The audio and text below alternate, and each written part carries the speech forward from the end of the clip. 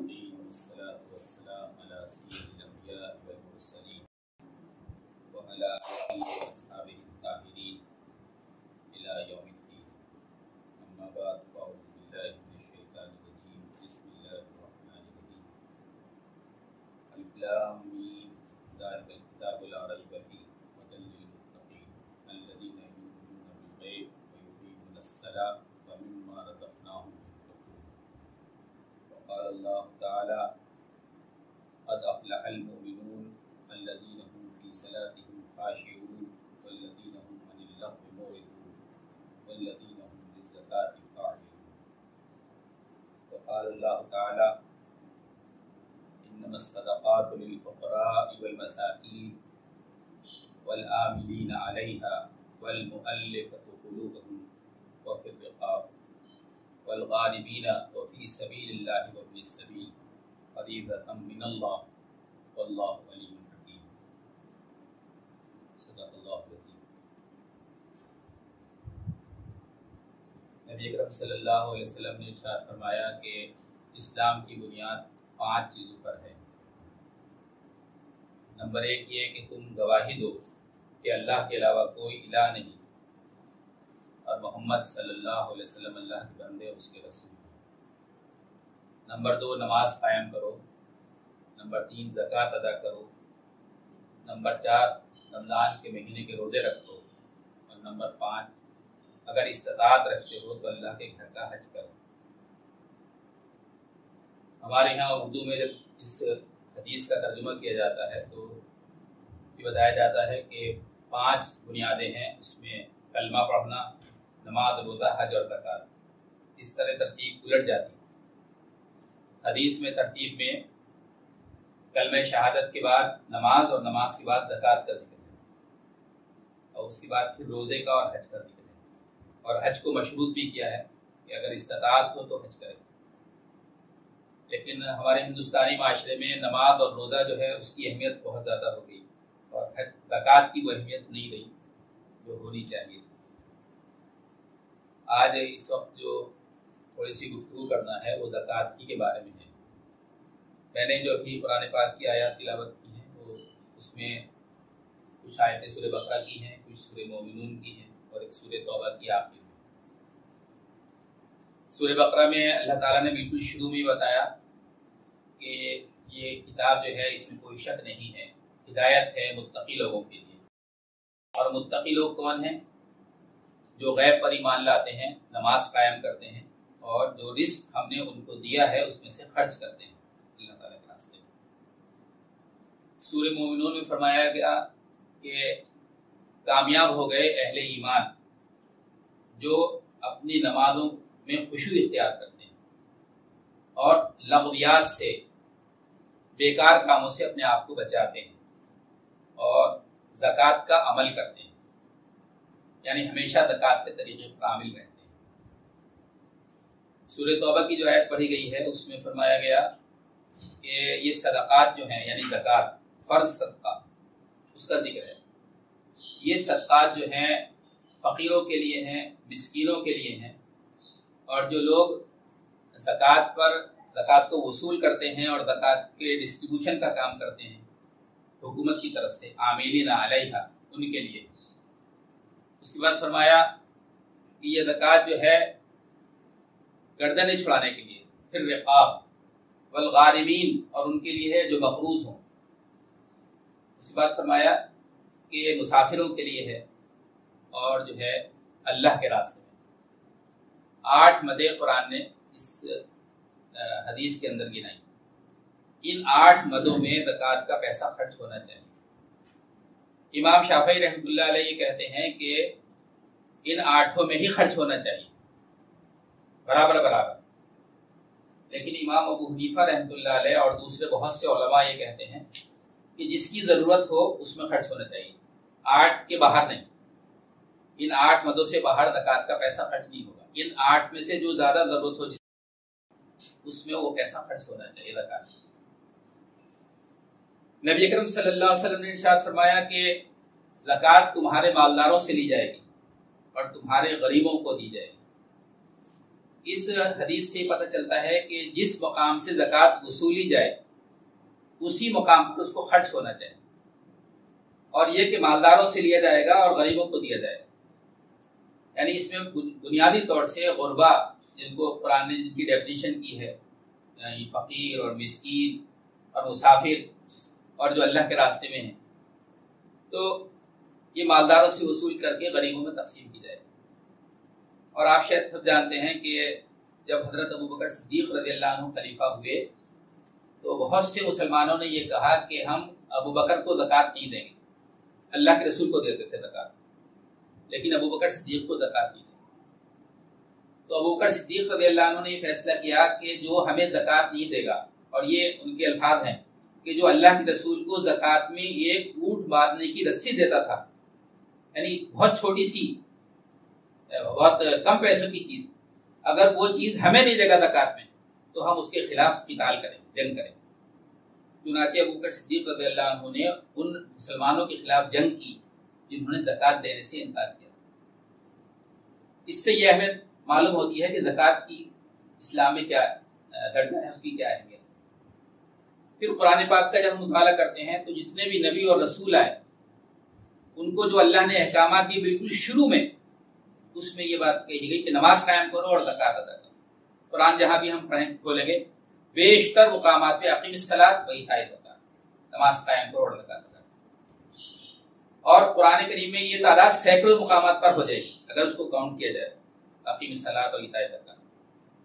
اور مفسرین ہمارے یہ کہتے ہیں کہ قرآن پاک میں جہاں بھی یہ بات آئی ہے نماز قائم کرو اور زکوٰۃ ادا کرو، تو اس کا مطلب یہ ہوتا ہے کہ جو اللہ کا حق ہے وہ اللہ کو دو۔ اقیم الصلاۃ کا مطلب جو اللہ کا حق ہے وہ اللہ کو دو، اور ایتاء الزکاۃ کا مطلب جو بندوں کے حقوق ہیں وہ بندوں کو دو۔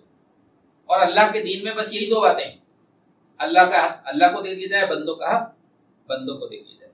اسی کا نام اسلام ہے، اسی کا نام الدین ہے، اسی کا نام حق ہے۔ تو گویا کہ یہ سینکڑوں مقامات پہ جو بار بار بات آئی، اور ہر نبی اور رسول کو یہ بتایا گیا کہ آپ کو یہ کام کرنا ہے، یعنی اللہ کا حق بھی ادا کرنا اور بندوں کا بھی حق ادا کرنا، نماز قائم کرنا اور زکوٰۃ ادا کرنا۔ ہمارے یہاں مطالعہ کے سلسلے میں چل رہا تھا تراویح کے بعد، اس میں یہ بات بھی سامنے آئی کہ حضرت عیسیٰ علیہ السلام جب ماں کی گود میں تھے، اور سب جانتے ہیں کہ ان کی پیدائش خرق عادت کے طور پہ ہوئی، اور یہودیوں نے بہت ہنگامہ کیا، حضرت مریم پر بہت ٹوک ٹاکی کی، بہت بہتان تراشیاں کی۔ اور جب ان سے پوچھا کہ یہ بچہ کیسا ہے تو حضرت مریم نے کہا کہ یہی بچہ ہی بتائے گا کہ میں کیسا ہوں۔ تو یہودی کہنے لگے کہ یہ بچہ گود میں ہے ماں کی، کیسے بولے گا؟ تو حضرت عیسیٰ علیہ السلام نے ماں کی گود سے جو کلام کیا اس میں یہ بات کہی کہ میں اللہ کا نبی ہوں، اور اللہ تمہیں نماز قائم کرنے کا حکم دیتا ہے اور زکوٰۃ ادا کرنے کا حکم دیتا ہے، یعنی اللہ کا جو حق ہے اللہ کو دیا جائے اور جو بندوں کے حقوق ہیں وہ بندوں کو دیا جائے۔ ایک بات سمجھنے کی یہ ہے کہ میرے پاس جو سونا چاندی روپیہ پیسہ ہے، جو دولت ہے، کیا وہ صرف میری ہے؟ قرآن ہمیں بتاتا ہے کہ ایسا نہیں ہے۔ اللہ تعالیٰ نے بعض لوگوں کو محروم کیا ہے اور بعض لوگوں کو زیادہ دیا ہے۔ جن لوگوں کو محروم کیا ہے ان کی آزمائش یہ ہے کہ وہ اللہ تعالیٰ سے شکوہ کرتے ہیں یا شاکر رہتے ہیں، صبر کرتے ہیں، اور جن کو اللہ تعالیٰ نے زیادہ دیا ہے کیا وہ اس پہ کنجوس اور بخیل بن کے بیٹھ جاتے ہیں، یا وہ اس میں سے غریبوں اور مسکینوں کا حق ادا کرتے ہیں؟ یہ ان کی آزمائش ہے۔ چنانچہ قرآن پاک میں اللہ تعالیٰ نے فرمایا حق معلوم للسائل والمحروم، تمہارے مالوں میں ایک طے شدہ متعین حق ہے سائل کا اور محروم کا۔ اور اس کو قرآن پاک میں اور دوسرے مقامات پر اور کھولا بھی گیا ہے اور زیادہ۔ تو ہمارے پاس جو دولت ہے اس میں وہ صرف میرا حق نہیں بلکہ اس میں غریبوں اور مسکینوں کا حق ہے، سماج کے دوسرے طبقات کا حق ہے۔ اگر میں نہیں دوں گا تو اللہ تعالیٰ مجھ سے پوچھے گا، باز پوچھ کرے گا۔ قرآن میں یہ نہیں کہا کہ تم ان پر یہ احسان کرو کہ ان کو زکوٰۃ دو، صدقات دو، بلکہ قرآن کہتا ہے کہ تمہارے مالوں میں حق ہے، حق معلوم، متعین حق ہے، تم احسان نہیں کر رہے۔ اگر تم اس کو زکوٰۃ دے رہے ہو، صدقات دے رہے ہو تو اس پہ احسان نہیں کر رہے، بلکہ یہ اس کا حق تھا جو اس کو تم دے رہے۔ اور اگر وہ تم سے خود لے رہا آ کے تو تمہیں شکر ادا کرنا چاہیے کہ اس نے تمہیں رحمت سے بچا لیا اور وہ خود تمہارے پاس آ گیا۔ تو زکوٰۃ جو ہے وہ ہمارا احسان نہیں ہے بلکہ وہ ان کا حق ہے، اور اگر ہم نہیں دیں گے اللہ تعالیٰ کے ہم پکڑے جائیں گے۔ تو اللہ تعالیٰ فرماتا ہے کہ یہ زکوٰۃ جو ہے اس پر خصوصی قرآن پاک میں توجہ دی گئی ہے اور بار بار اس کی یقین دہانی اور یاد دہانی کرائی گئی کہ زکوٰۃ کو ہمیں ادا کرنا چاہیے۔ اور یقین مانیے کہ اگر ہندوستانی معاشرے میں مسلمان اپنی زکوٰۃ ایمانداری سے ادا کریں تو شاید 2-4 سال میں ہی ایسا موقع آ جائے گا کہ زکوٰۃ دینے والے لوگ ہوں گے اور زکوٰۃ لینے والے مسلمان نہیں رہیں گے۔ لیکن ہمارے یہاں زکوٰۃ کی ادائیگی صحیح سے نہیں ہو رہی، کیونکہ زکوٰۃ جو ادا کی جاتی ہے اس میں بھی 80-90% مدرسے کے لوگ لے جاتے ہیں، چنانچہ جو ہے کوئی ایسا نظم ہمارے یہاں نہیں۔ تو بہرحال ابھی تفصیل میں نہیں جا سکتے اس ٹائم، ابھی میں آخری جو ہے سورۃ توبہ کی پڑھی ہے اس کو تھوڑا سا ڈیفائن کرتا ہوں۔ انما الصدقات للفقراء، زکوٰۃ جو ہے، صدقات جو ہے وہ حق ہے فقیروں کا۔ ہمارے یہاں اردو میں فقیر کہتے ہیں اسے جو مانگتا ہے، در در جا کے دروازے پہ جا کے مانگتا ہے، حالانکہ عربی میں اس کو سائل کہا جاتا ہے، مانگنے والے، فقیر نہیں کہا جاتا۔ فقیر کا مطلب ہوتا ہے محتاج، کسی بھی وجہ سے محتاج ہو گیا، جسمانی حیثیت میں معذور ہو، ہاتھ پیر نہیں ہے، آنکھیں نہیں ہیں، یا کمزور ہیں، یا بیوہ عورتیں ہیں، یا یتیم بچے ہیں، جو کسی وجہ سے بھی محتاج ہو جائے وہ گویا کہ فقیروں کی کیٹیگری میں ہے۔ اس کے بعد دوسری بات فرمائی گئی ہے والمساکین، اور مسکین، یعنی صدقات جو ہیں وہ مسکینوں کے لیے۔ حالانکہ اردو میں فقیر اور مسکین کو ہم کہنا چاہیے مترادف کے طور پہ استعمال کرتے ہیں، ایک ہی معنی میں لیتے ہیں، لیکن مسکین میں تھوڑے معنی وسیع ہیں۔ اللہ کے رسول نے ارشاد فرمایا، بخاری و مسلم میں روایت ہے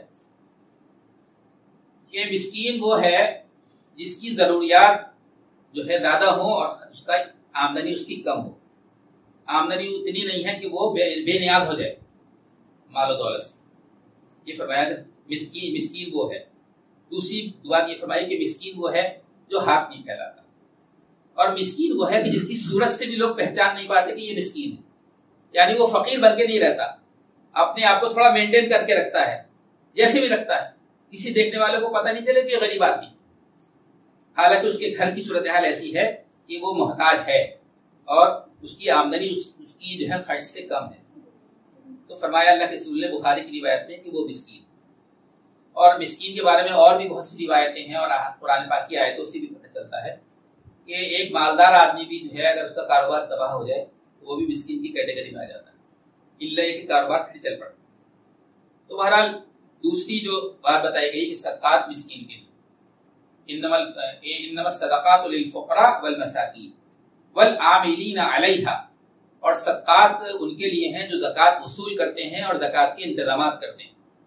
اسلامی حکومت قائم ہوگی تو زکوٰۃ وصول کرنے کے لیے حکومت کی طرف سے کارندے آئیں گے اور حساب کتاب لگا کے آنے پائے کے حساب سے ہم سے پیسہ وصول کریں گے، تو ان کا خرچ کہاں سے چلے گا؟ ان کی تنخواہیں، ان کی اسکالرشپ، اللہ تعالیٰ فرماتا ہے وہ بھی زکوٰۃ میں سے ادا کی جائے۔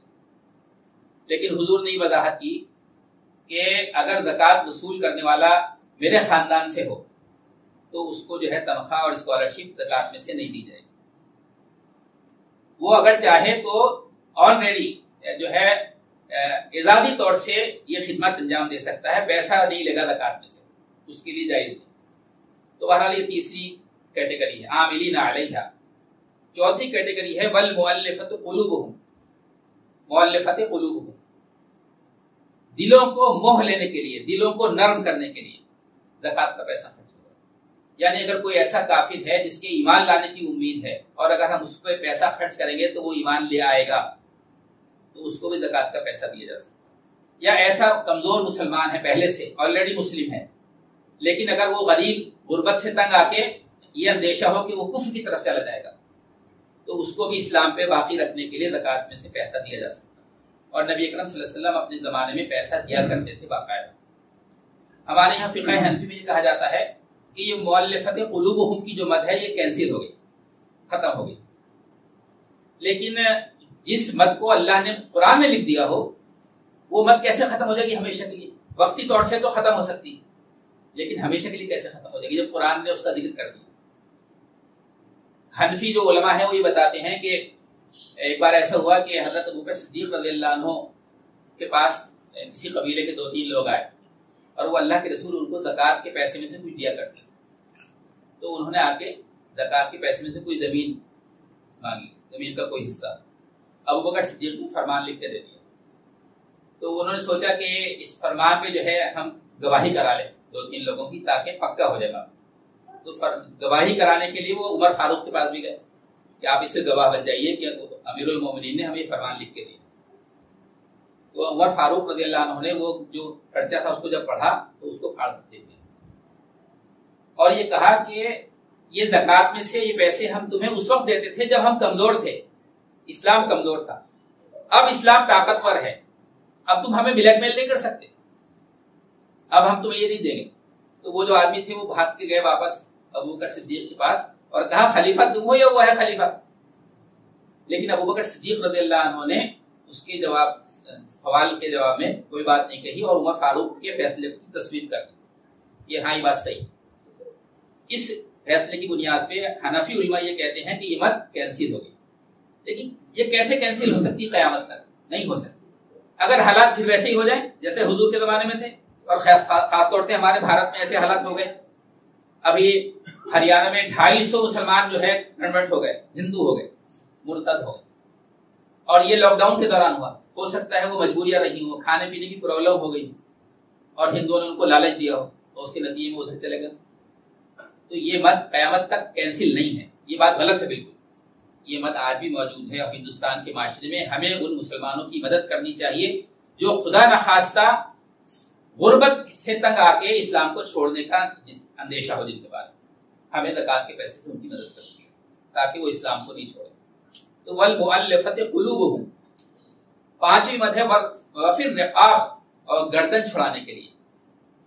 اللہ کے رسول کے زمانے میں غلام ہوتے تھے، باندیاں ہوتی تھیں، اور کچھ غلام اور باندی یہ طے کرتے تھے اپنے مالک سے کہ تم ہمیں آزاد کر دو گے تو ہم اتنے روپے تمہیں دے دیں گے، 10,000 20,000 40,000 مکاتب کہا جاتا ہو.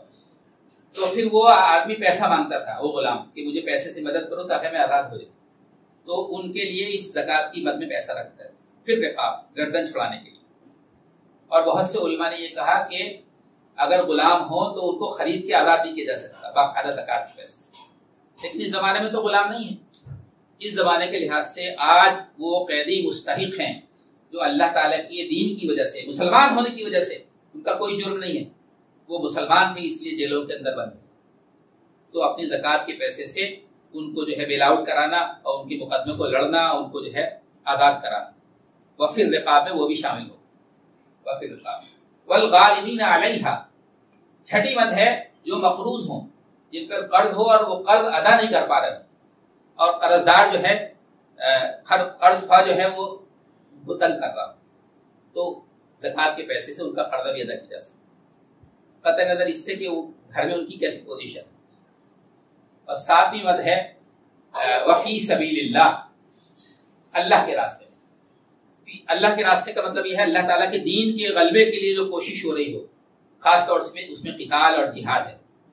اور جہاد و قتال کے علاوہ بھی علماء نے اس کو تھوڑا اور واضح عام کیا ہے کہ اللہ کے دین کے غلبے کے لیے جو کوشش ہو اس میں بھی پیسہ خرچ کیا جا سکتا ہے. وفی سبیل اللہ، اللہ کے راستے میں. وابن السبیل، اور آخر میں فرمایا 8ویں مد مسافروں کے لیے.